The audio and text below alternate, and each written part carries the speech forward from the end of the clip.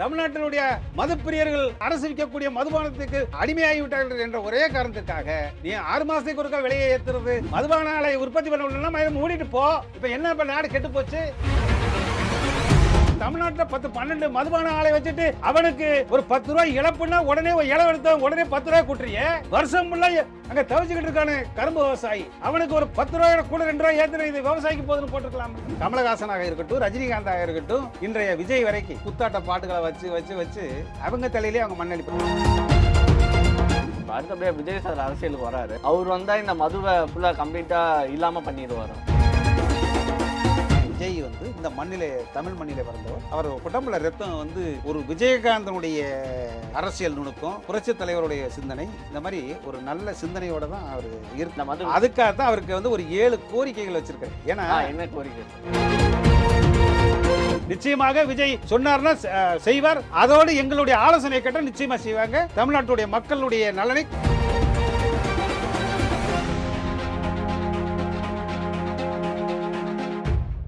இயல்வன் media நேரத்தில் வணக்கம். இன்னைக்கு நம்ம கூட யார் இருக்கான்னு பார்த்தோம்னா, தமிழ்நாடு மதுக்குடிப்போர் விழிப்புணர்வு சங்க தலைவர் செல்லப்பாண்டியன் தான் இருக்காரு. வாங்க அவர் கூட பேசலாம். சார் வணக்கம். சார் வணக்கம். எப்படி சார் இருக்கீங்க? ஸ்டடியா இருக்கு. ஓகே சார், எப்பவும் ஸ்டடி தானே? நீங்க ஸ்டடியா இருக்கீங்க? சார் நான் ஸ்டடியாக தான் சார். ரைட். பிப்ரவரி 1 மதுபானங்கள்லாம் விளையாட போகுது அப்படின்னு சொல்லியிருக்காங்க அரசாங்கம். இந்த விளையாடுறதுக்கான காரணம் என்னவா இருக்கும்னு நினைக்கிறீங்க? அரசாங்கம் சொல்லுது கலால் வரியை உயர்த்திட்டாங்க அப்படின்னு. இதுக்கு பின்னாடி என்ன காரணம் இருக்கும்னு நீங்க நினைக்கிறீங்க சார்? நாளைக்கு தான், அதாவது நாளை பிப்ரவரி 1 நாளைக்கு தான் மதுபான விலையை வந்து குவார்ட்டருக்கு 10 ரூபா, ஆஃபுக்கு 20 ரூபா, ஃபுல்லுக்கு 30 ரூபா அந்த மாதிரி ஏற்றுறதா செய்தி வந்திருக்கிறது. அதாவது கலால் வரி என்பது, அதாவது கரும்பு ஒரு வருஷம் விவசாயி உற்பத்தி பண்ணி அதை வந்து கரும்பு ஆலைக்கு கொண்டு வருவோம். அங்கே வந்து சர்க்கரை, ஜீனி, அஸ்காம்பேங்கு அந்த ஜீனியை தயார் பண்ணிவிட்டு அதுலேருந்து வரக்கூடிய கழிவுக்கு பேர் மொலாசஸ்.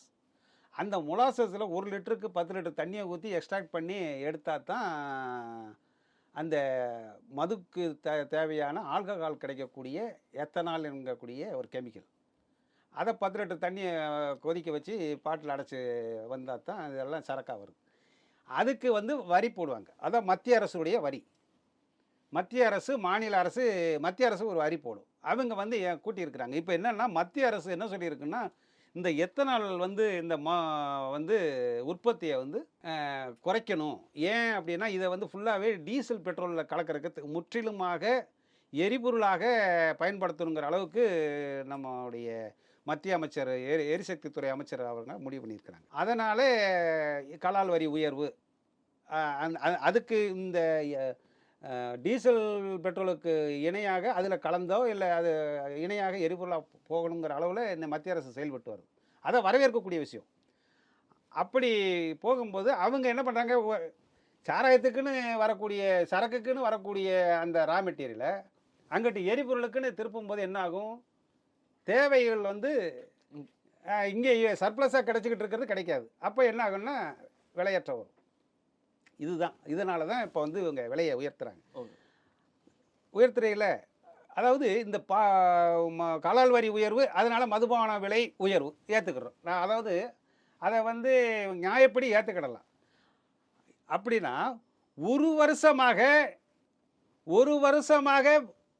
பயிரிடக்கூடிய கரும்பை உற்பத்தி, அந்த ரா மெட்டீரியலுக்காக உழைக்கின்ற, வேர்வை சிந்து உழைக்கின்ற கரும்பு காட்டில் நாயாப்பைய வெயில், வேகாத வெயிலில், அடமழையில் கஷ்டப்பட்டு உழைக்கின்ற விவசாயிகளுடைய அந்த கரும்பை கொண்டு வந்து கரும்பு ஆலைக்கு கொடுத்துட்டு 1 வருஷமாக காத்து கிடக்கான். 1 வருஷம் கஷ்டப்பட்டு கரும்பை உற்பத்தி பண்ணி 1 வருஷமாக ஆலைக்கு கொடுத்துட்டு எப்போ பணம் தருவான்னு காத்து கிடக்கான்.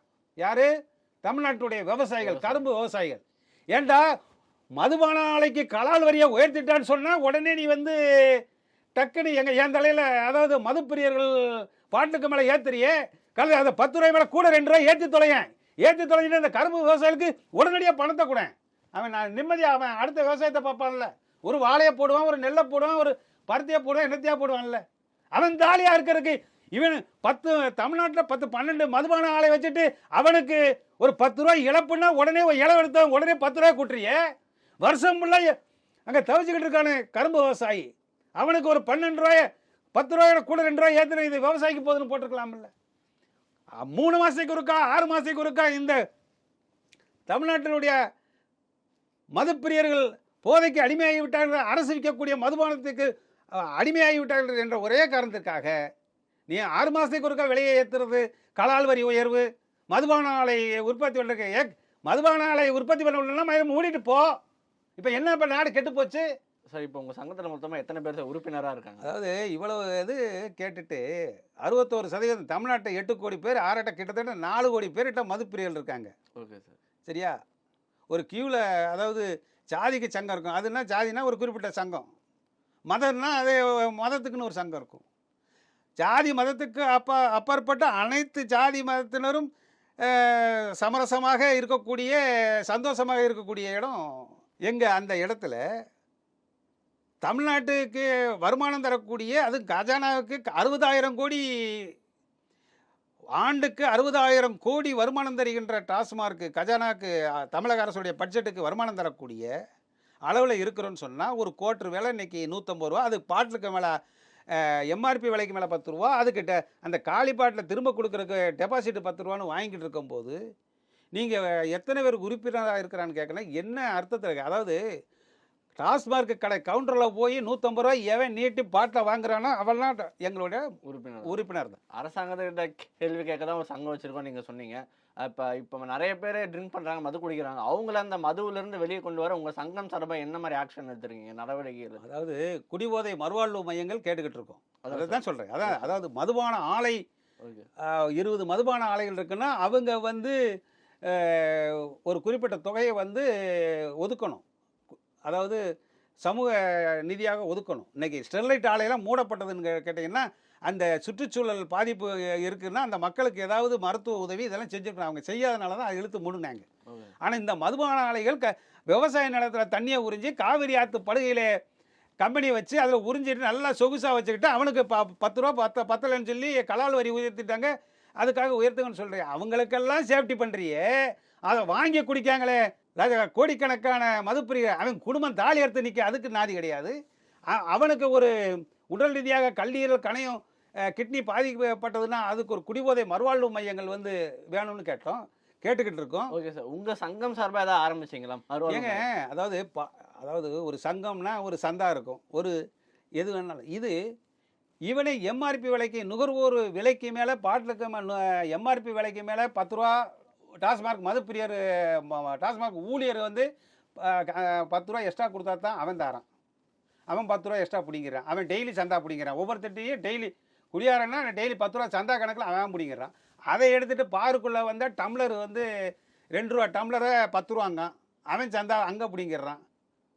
ஏன்னா அதுக்கு மேலே இப்போ புதுசாக ட்ரெண்ட் என்னென்னா பாட்டிலுக்கு 10 ரூபா டெபாசிட்டான்.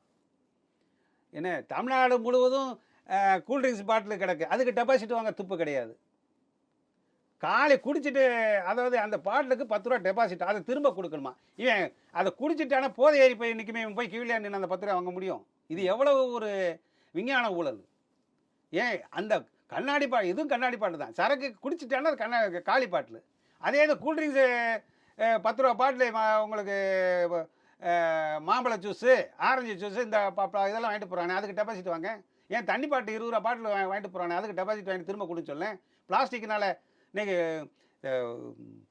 பூமியை வெப்பமயமாக ஆகுதுன்னு சொன்னால் பிளாஸ்டிக்னால தான் ஆகுது. மிக்ஜாம் புயல் அங்கங்கே அடைச்சிக்கிட்டுச்சுன்னா இந்த பிளாஸ்டிக் பொருள் தான் ஆகுது. அதுக்கெல்லாம் டெபாசிட் வாங்க திருப்ப. அப்போ பைத்தியக்காரனா இல்லை கேனையனா இழிச்சவன் நினச்சிட்டு இருக்கீங்களோ? டாஸ்மார்க் மதுப்பிரியனா அவன் இந்த போதைக்கு, டாஸ்மார்க் போதைக்கு அடிமையாகிட்டு, அதனால் அவன்கிட்ட என்ன வேணாலும் ஒன்லி 10 ரூபா தான். ஏன் 1 ரூபா 2 ரூபாலாம் கிடையாது. ஏன் நீ ஏற்றிப்பாரு பாலில் வேறு பொருளில் நீ ஏற்றிப்பாரு, 10 ரூபா நீ ஏற்றிப்பாரு, ஒன்றும் எல்லோரும் கேட்பாங்க, எல்லாம் கேட்பான். அப்போ நாங்கள் பைத்தியக்காரன் கேட்க மாட்டோம். ஆனால் உங்களுக்கு கல்யாணம்னா நாங்கள் வந்து நிற்கணும், இளவுன்னா நாங்கள் வந்து நிற்கணும், அரசியல் ஆன்மீகம் உங்களுக்கு கட்சி மாநாடுனா நாங்கள் வந்து கொடியை பிடிக்கணும், கோஷம் போடணும், எல்லாம் பண்ணணும். ஆனால் நாங்கள் வந்து குடிகாரன் பைத்தியக்காரன். என்ன எந்த விதத்தில்? இதையெல்லாம் பகுத்தறிவு பூமி, தந்தை பெரியார் வாழ்ந்த பூமியில் ஒரு பகுத்தறிவு பேரன் செல்லப்பாண்டியன் இந்த பாட்டில் பிரியர்கள் வந்து பைத்தியக்காரன், தந்தை பெரியார் வாழ்ந்த பூமியில், பேரறிஞர் அண்ணா வாழ்ந்த பூமியில், ஏன்னா உன் தலையில் 10 ரூபாய் கட்டுறான்னா மதுப்பிரியர் தலையில் டாஸ்மார்க் பாட்டிலுக்கு மேலே 10 ரூபா இல்லை. அவன் வெளியில் வாரான்னு சொன்னால் அங்கே அவனுடைய பொருளாதாரத்தை நசுக்க தமிழ்நாட்டினுடைய பொருளாதாரம் அவனுடைய குடும்ப உறவுகள் சீரழியுது, படிப்பு கல்வி சீரழியுது, அவனுடைய வேலைவாய்ப்பு சீரழிகிறது. இதெல்லாம் மறைமுகமாக இதெல்லாம் வந்து விழிப்புணர்வு ஏற்படுத்துறதுக்காகத்தான் தமிழ்நாடு மதுகுடிப்போர் விழிப்புணர்வு சங்கம் இருக்குது. வருகின்ற பாராளுமன்ற தேர்தலில் ஸ்டெடியாக நாங்கள் எங்களுக்கு பார்களே பயிற்சி பட்டறை, அரசியல் பயிற்சி பட்டறை, டாஸ்மார்க் கடைகளே கிளைகள். நீங்கள் சொன்னீங்க இல்லையா, அதை வாங்குறவெல்லாம் உறுப்பினர். நாங்கள் எங்களுக்கு அரசியல் தெரியும், ஆன்மீகம் தெரியும், முனியாண்டி, முண்டக கன்னியம்மை, ஹைகோர்ட் மகாராஜா, உங்களுக்கு சுடலை மாடை, எல்லாத்துக்கும் படையில் வச்சு ஆன்மீகம் சாமி கும்பிட்ற, சரக்கு வச்சு சாமி கும்பிட்ற சாமிகளும் எங்கிட்ட இருக்குது. சரக்கு அடிச்சுட்டு எங்கள் கோட்டை அடிச்சுட்டு கொடியை பிடிச்சிட்டு கோஷம் போடுற அரசியலும் எங்களுக்கு தெரியும். குடிச்சிட்டு கும்பிடுற சாமி கும்பிட்றது ஆன்மீகம் எங்களுக்கு தெரியும். எல்லாமே எங்களுக்கு தெரியும். ஆகவே வருகின்ற பாராளுமன்ற தேர்தல் ஸ்டெடியாக நாங்கள் வந்து மதுப்பிரியர்கள் குமரி முதல் கும்மிடிப்பூண்டி வரைக்கும் இருக்கின்ற டாஸ்மார்க் மதுப்பிரியர்கள் அரசியல் முடிவு தெளிவாக எடுப்போம். Okay sir. சார் இப்போ அடுத்த சினிமா பற்றி பேசுவோம். இப்போ வர நிறைய படங்கள் வந்து மதுவுக்கு சப்போர்ட் பண்ணி வருது, மதுவை வேண்டாம் ஒழிக்கணும் அப்படின்னு வருது. மதுவை ஒழிக்கிறது அப்படின்ற அடிப்படையில் சினிமாவுக்கு எவ்வளோ பங்கு இருக்குன்னு நினைக்கிறீங்க? அதாவது எனக்கு இப்போ 55 வயசு ஆகுது. Okay sir. முன்ன வந்து கியூவில் வந்து நான் வந்து தொடர்ச்சியாக 3 ஷோ பார்த்துருக்கேன். காலையில் 10 மணி, மதியம் 2 மணி, மாலை 6 மணி. கேப்டன் பிரபாகரன்லாம் நான் வந்து நின்றுக்கிட்டே படம் பார்த்தேன். திரிசூலம், சிவாஜி கணேசன் படம் 3 ஷோ தொடர்ந்து பார்த்தேன். ரஜினிகாந்தோடைய படம் தீ, நெருப்பு இந்த மாதிரி இப்படிலாம் பார்த்துருக்கேன். கமலஹாசன் படம் சகலகலா வல்லவன், குரு இந்த மாதிரி பார்த்துருக்கேன். இப்போ எதுக்கு சொல்ல வரேன்னா, இவங்க தலையிலேயே இவங்க மண்ணள்ளி போட்டுக்கிட்டாங்க. அதாவது அந்த காலத்தை படத்தை பார்ப்பதற்கு வண்டி வச்சு கியூவில் நிற்கும் கூட்டம். இன்றைக்கி டாஸ்மார்க் கடையில் எப்படி கியூவில் நிற்குதோ அப்போ வந்து தேட்டர்களில் வந்து கியூவில் நிற்பாங்க. படம் 100 நாள் 200 நாள் ஓடும். இன்றைக்கி இந்த கமலஹாசனாக இருக்கட்டும், ரஜினிகாந்தாக இருக்கட்டும், இன்றைய விஜய் வரைக்கும், விஜயாக இருக்கட்டும், எல்லாருமே இவங்க எல்லாம் அந்த படத்தில் சிவாஜி கணேசன், வசந்த மாளிகை, படையப்பா ரஜினிகாந்த், இவர் வாழ்வே மாயம் கமலஹாசன், இப்படி எல்லாரும் அந்த குடி பாட்டுகளை வச்சு, குத்தாட்ட பாட்டுகளை வச்சு வச்சு வச்சு அவங்க தலையிலே அவங்க மண்ணள்ளி போட்டு இப்போ எல்லா கூட்டமும் எங்கே போயிடுச்சு? அன்றைக்கி 4 ரூபா 10 ரூபா, அதிகபட்சம் 50 ரூபா தேட்டரில் டிக்கெட்டு கொடுத்து படம் பார்ப்பாங்க. இன்றைக்கி தேட்டரில் போய் ஒரு டிக்கெட் என்னென்னா 150 ரூபா டிக்கெட், அது கம்மியாக போக முடியாது. அதே இது 150 ரூபா எங்கள் மதுப்பிரியர் கையில் 150 ரூபா சிக்குதுன்னா பாட்டில் படமானு பார்த்தா பாட்டில் தான் அப்படின்ட்டு அதில் கீழே நின்று குடிச்சிட்டு மல்லாக்க மட்டமல்லாக்க போயிடுறான். இப்போ இவங்க எடுக்கிற படம் 10 நாளைக்கு மேலே ஓட மாட்டாங்க. இப்போ இந்த தைப்பொங்கலுக்கு வந்த படம் எந்த படம் ஓடி இருக்குது? 1 வாரத்துக்கு மேலே ஓடலை. எந்த படமாக இருக்கட்டும். எவ்வளவு குடும்ப பங்கான எவ்வளவு கருத்து விஷயம் கிடையாது. ஆக நடிகர்கள் தான் இந்த மதுவை ஊக்குவித்து 50 ஆண்டு காலம் அரசியல்வாதிகளுக்கு இணையாக இந்த நடிகர்கள் வந்து, திரைப்பட நடிகர்கள் வந்து இந்த மது கலாச்சாரத்து பாடல்களையும் அந்த மாதிரி, அதாவது ஒரு சோகம்னாலும் சரக்கு, சந்தோஷம்னாலும் சரக்கு, யாரை பழி வாங்கினாலும் சரக்கு, இப்படியே அந்த காட்சிகளை அமைச்சு அதில் இவங்களே நடித்து இன்றைக்கி அவங்க தலையிலே மண்ணள்ளி போட்டு யாராலையும் ரஜினிகாந்தனால ஒரு அரசியலில் ஒரு தலைவராக முடியலை. இல்லை, அதனால தான் என்ன சொல்கிறேன்னா, இந்த மது கலாச்சாரம் தான் திரைப்படங்களில் நல்ல சமூக படங்கள் எடுக்க முடியாமல், பல திறமை மிக்க கலைஞர்கள் வந்து வளர முடியாமல், உங்களை போன்ற இளைஞர்கள்லாம் இதில் வர முடியாத காரணம் மது தான். அதில் முக்கியமாக திரைப்பட நடிகர்கள் தான் காரணம்னு நான் பார்த்து. Okay sir. இப்போ அடுத்தபடியாக விஜய் சார் அரசியலுக்கு வரப்போறாருன்ற மாதிரி நியூஸ் போகுது. அவர் வந்தால் இந்த மதுவை ஃபுல்லாக கம்ப்ளீட்டாக இல்லாமல் பண்ணிடுவாரா? அதாவது தோணுதா அப்படி? அதாவது ஒரு புரட்சித் தலைவர் எம்ஜிஆருக்கு அப்புறம், அதுக்கப்புறம் ரஜினிகாந்த் முயற்சி பண்ணார். ஆனால் அவருக்கு வந்து அந்த தன்னம்பிக்கை இல்லை அப்படின்னு தான் நான் சொல்லுவேன். அதற்கப்புறம் கேப்டன் விஜயகாந்த் அவர்கள் அற்புதமாக தன் இராணுவ கட்டுப்பாட்டோடு ரசிகர்களை வைத்து எதிர்க்கட்சி வரைக்கும் உட்காந்துட்டார். அதுக்கப்புறம் அவர் உடல்நிலை ஒத்து வரலை. அதனால் அவரால் அரசியலில் நிற்க முடியல. இன்றைக்கி விஜயை நான் எப்படி பார்க்குறேன்னா, இந்த தமிழ்நாட்டில் ராமநாதபுரம் மண்ணிலே பிறந்த ஒரு எஸ்.ஏ. சந்திரசேகர், அவருடைய அப்பா வந்து புரட்சி படங்களை எடுத்தவர். சட்டம் ஒரு இருட்டறை, அவர் எடுத்த படங்கள் எல்லாமே பார்த்திங்கன்னா இந்த மண்ணுக்கும் ஒரு மாற்றத்திற்கான படங்களாக நல்ல புரட்சிகரமான படங்கள் எடுத்தார். அந்த எஸ்.ஏ. சந்திரசேகருடைய பையன் விஜய் வந்து இந்த மண்ணிலே, தமிழ் மண்ணிலே பிறந்தவர். அவர் உடம்புல ரத்தம் வந்து ஒரு விஜயகாந்தனுடைய ஒரு அரசியல் நுணுக்கம், புரட்சித் தலைவருடைய சிந்தனை இந்த மாதிரி ஒரு நல்ல சிந்தனையோடு தான் அவர் இருக்குது. நிச்சயமாக அவர் அரசியலிலே வந்து சாதிப்பார். விஜய் வந்து அவருடைய ரசிகர்களும் இன்னைக்கு கன்னியாகுமரியிலிருந்து குமரி நம்ம கும்மிடிப்பூண்டி வரைக்கும் பார்த்தீங்கன்னா எழுச்சியோடு இருக்கிறாங்க, நல்ல சிந்தனையோடு இருக்கிறாங்க. நிச்சயமாக விஜய் மேலே எனக்கு நம்பிக்கை இருக்குது. நிச்சயமாக அவர் அரசியலில் ஜொலிப்பார். Okay sir. அவர் என்ன மாதிரி ஆக்ஷன் எடுப்பாருன்னு நீங்கள் நினைக்கிறீங்க? இந்த மது விஷயங்கள் இந்த மது அதுக்காக தான் அவருக்கு வந்து ஒரு 7 கோரிக்கைகள் வச்சுருக்கிறேன். ஏன்னா என்ன கோரிக்கை சார்? கடல் நீர், அதாவது நான் சொல்லிட்டேன்னா விவசாயத்தை வந்து விவசாயத்துக்கு பயன்படக்கூடிய நீரையும் குடிநீரையும் இந்த இருக்கின்ற ஆட்சியாளர்கள் இதுவரைக்கு தண்ணியை வந்து விலை கொடுத்து வாங்குற அளவுக்கு வச்சுட்டாங்க. ஆக கடல் நீரை தயார் பண்ணி குடிநீராக விற்றுக்கிட்டு இருக்கிறாங்க. இந்த கேப் மாதிரித்தனத்தை ஒழிக்கணும் அப்படின்னு சொன்னால் கடல் நீர்லேருந்து மதுபானங்களை தயார் பண்ணி, இன்றைக்கி மலேசியா சிங்கப்பூர்லாம் பார்த்தீங்கன்னா கழிவு நீர்லேருந்து மதுபானங்கள் தயார் பண்ணுறாங்க. கடல் நீரில் குறைஞ்சபட்சம் கடல் நீரில் இருந்தாவது தயார் பண்ணணும். ஒன்று. ரெண்டாவது, மது குடிக்கிறவருடைய வயசை வந்து 30 ஆக்கணும். 30 ஆக்கியாச்சு அப்படின்னா அவன் 30 வயசுக்குள்ளே உங்களை போன்ற இளைஞர்கள் படித்து 21 வயசில் டிகிரி முடிச்சிருவான், வேலைக்கு தேடுவான். 27 வயசில் 25 வயசு 27 வயசில் கல்யாணம் ஆச்சுன்னா 3 வருஷம் குடும்பம் நடத்திட்டான்னா அவன் அந்த மது சிந்தனையே இல்லாமல் அதை மறக்க ஆரம்பிச்சிருவான். அவன் பொண்டாட்டி தொல்லை தாங்க முடியலன்னா தான் அவன் 30 வயசுக்கு மேலே குடிக்க ஆரம்பிப்பான். பொண்டாட்டி ஆக உங்களுக்கு அந்த 30 வயசில் அந்த குடும்பம் வந்து ஒரு அமைதியான இதில் போகும். இளைஞர்கள் பாதுகாக்கப்படுவாங்க. ரெண்டாவது கோரிக்கை. 2003 தான் அரசாங்கமே மதுபானங்களை விற்க ஆரம்பித்தது.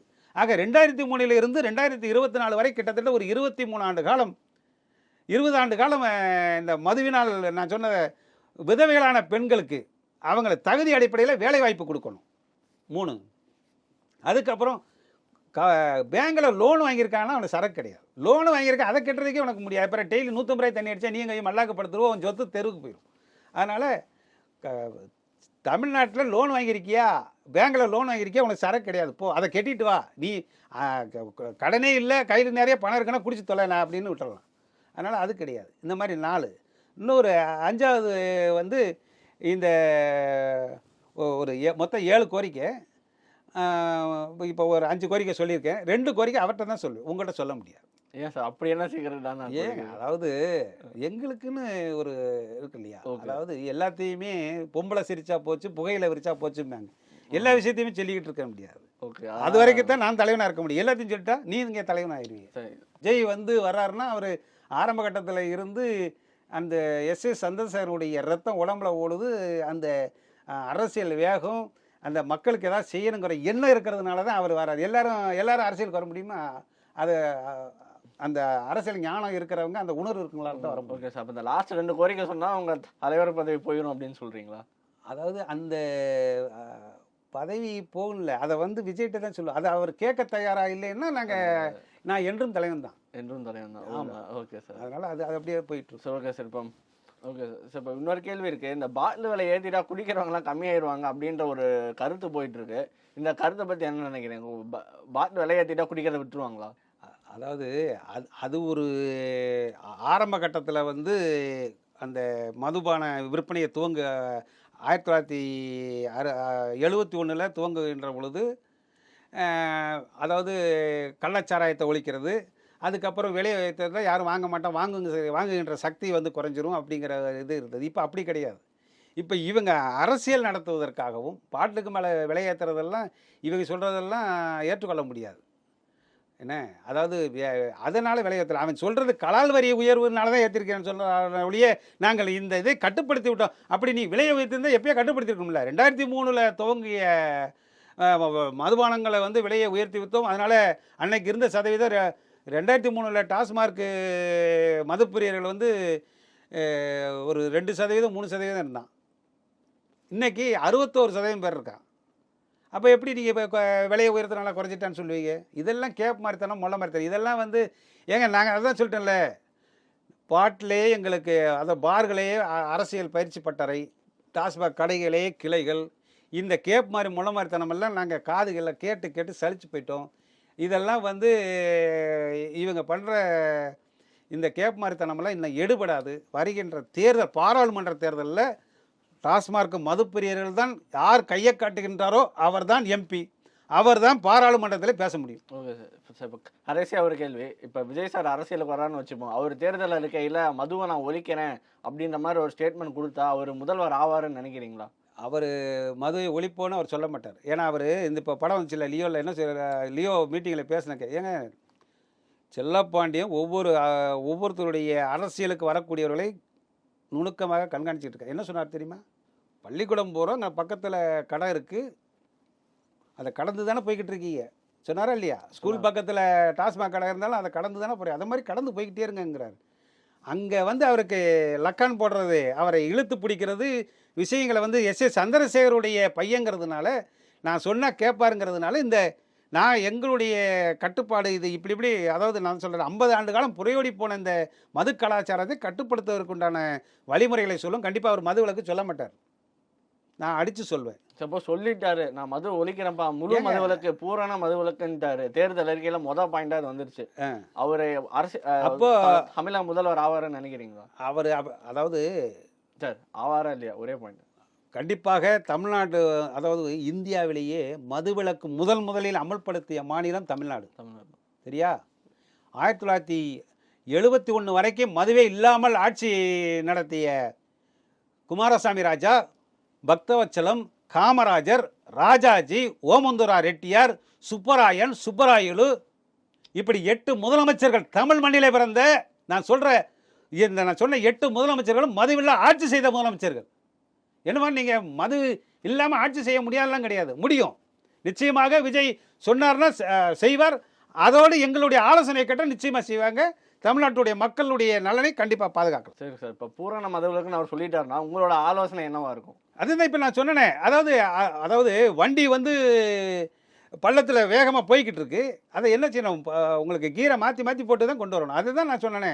வயசை 30 ஆக்கிட்டேன்னா 30 வயசு வரைக்கும் சரக்கு கொடுக்கலன்னா ஆட்டோமேட்டிக்காக அவன் உங்கள் இளைஞர்களை பாதுகாக்கலாம். அவன் அதுக்கு மேலே கல்யாணம், வேலை பொழுதுல. ஓகே சார், நீங்கள் சொல்கிற கருத்து புரியுது. உடனே நிறுத்தினா அதுக்கு தான் குடிபோதை மறுவாழ்வு மையங்கள் திறப்போம். அதுதான் என்ன, செல்லப்பாண்டியனுடைய ஆலோசனைகளை கேட்டால் மதுவிலக்கும் அமல்படுத்தப்படும். அப்போ பூரண மதுவிலக்குன்னு சொன்னால் விஜய் சார் முதல்வர் ஆக மாட்டாருன்னு சொன்னீங்களா? சொல்ல வரீங்க, நீங்கள் சொல்கிற கருத்து அப்படிதான் சார். அதாவது 5 வருஷத்துக்குள்ளே, அதாவது இவங்க சொன்னாங்க நாங்கள் வந்தால் முதல் கையெழுத்து அப்படின்னு சொன்னால் அது விஜயால முடியாது. அதாவது விஜய் பொய் சொல்ல ஆரம்பிச்சிட்டார்னு அர்த்தம். மது இல்லாத இருந்த தமிழ்நாடு இருக்குது, மதுவை முழுவதுமாக கட்டுப்படுத்திய புரட்சித் தலைவர் பண்ணி பார்த்தாரு. எல்லா விஷயமும் இருக்குது, எல்லாமே இப்போ அதே மாதிரி எல்லாருமே குடிக்க வச்சும் பார்த்துட்டாங்க. ஆக எதுவும் சாத்தியமில்லை என்று சொல்ல முடியாது. எல்லாத்தையும் சாத்தியப்படுத்தக்கூடிய சக்தி விஜய்கிட்ட. இவ்வளோ நேரம் நான் கேட்ட கேள்விக்கு பொறுமையாக பதில் சொன்னீங்க சார். ரொம்ப நன்றி சார். நன்றி.